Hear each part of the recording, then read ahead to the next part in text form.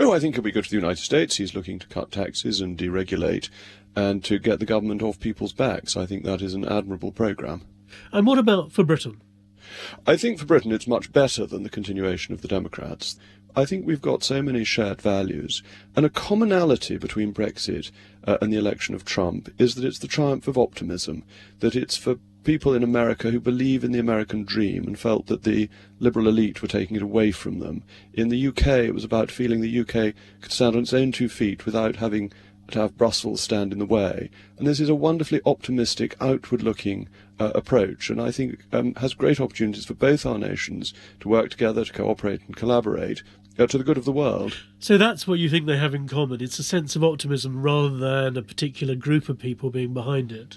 Oh, that's right. I think it's a very optimistic approach, and one that believes in the strength of our two nations rather than the gloomy view taken by what has come to be called the liberal elite.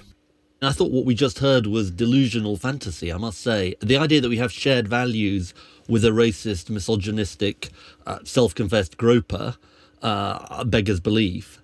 And I think we should be deeply worried about the implications for many of the things that we care about. Tackling climate change, he says it's invented by the Chinese, climate change, and is a hoax. Dealing with problems in the Middle East, he says he's going to recognize Jerusalem almost immediately, and with all, as the capital, with all kinds of the implications that has for the Middle East peace process. His attitude to Russia, and then this fantasy about trade. I mean, this guy is anti-trade.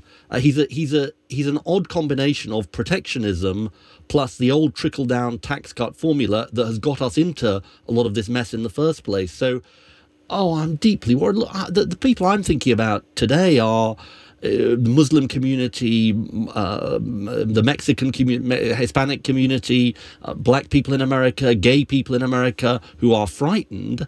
And, you see the sort of division playing itself out. That said, as your program, I think, has well expressed today, we've got to understand the deep roots of it. All the things I said about him, I believe, are true. But the fact is he won the presidency. And I think the people who voted for him were aware of these dreadful flaws that he has. And that says something about, frankly, the sickness of the country, I think.